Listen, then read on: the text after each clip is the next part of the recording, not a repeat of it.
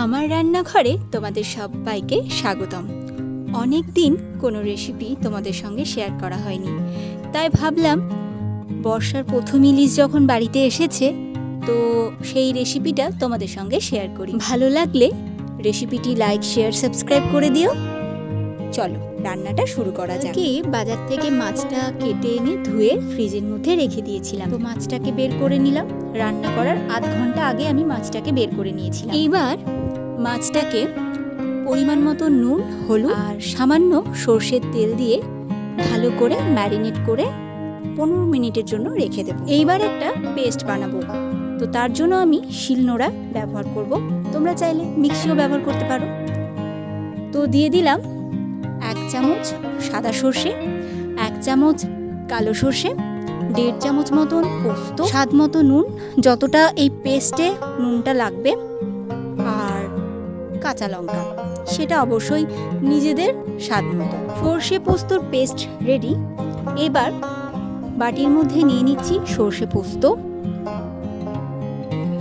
দিয়ে দিলাম 2 চামচ টক দই, 1 চা চামচ হলুদ গুঁড়ো, 1/2 চা চামচ কাশ্মীরি লঙ্কার গুঁড়ো, খুব সামান্য একটু চিনি, যেটা স্বাদটাকে ব্যালেন্স করবে, আর নুন তো আমি আগেই ব্যবহার করেছি।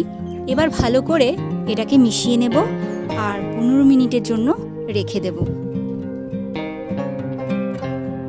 ততক্ষণের জন্য এই কলা পাতাগুলোকে আমি একটু সেঁকে নিই। ও, তোমাদেরকে তো বলতে ভুলেই গেছি, আমি কিন্তু আজকে বানাচ্ছি ইলিশ মাছের পাতুরি।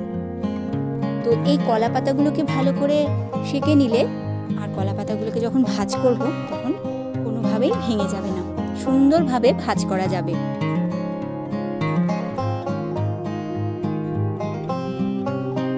আমার সব কিছুই রেডি।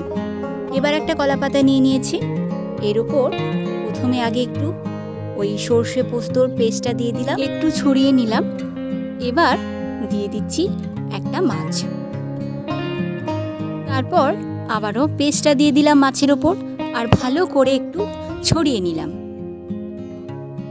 আমি পাতলা করে এক টুকরো টমেটো দিয়ে দিলাম, এটা অবশ্যই একটু স্বাদটাও ভালো লাগবে আর দেখতেও ভালো লাগবে। আর উপরে দিয়ে দিলাম একটা কাঁচা লঙ্কা আর 1 চামচ মতন সর্ষের তেল। ব্যাস, হয়ে গেল। এবার ভালো করে কলা পাতাটাকে মুড়িয়ে নেব আর একটা সুতো দিয়ে ভালো করে বেঁধে নেব।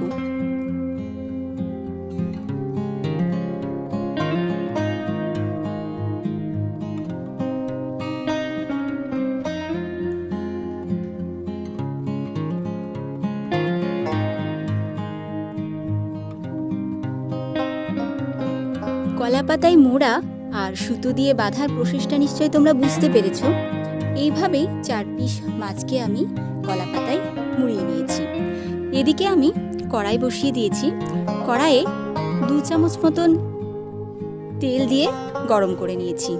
এইবার একটা একটা করে মাছগুলো ছেড়ে দেব, তারপর ঢাকা দিয়ে দেব। আস্তে আঁচ দিয়ে কিন্তু পুরো জিনিসটা আমি করব।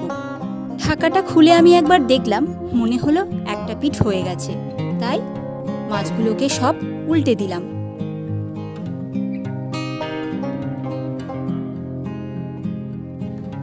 আবারও ঢাকা দিয়ে দিলাম।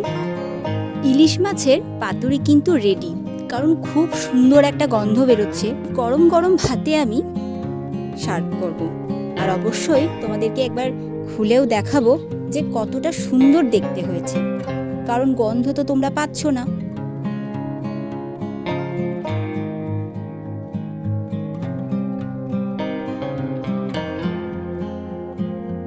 কি ভালো যে দেখতে হয়েছে।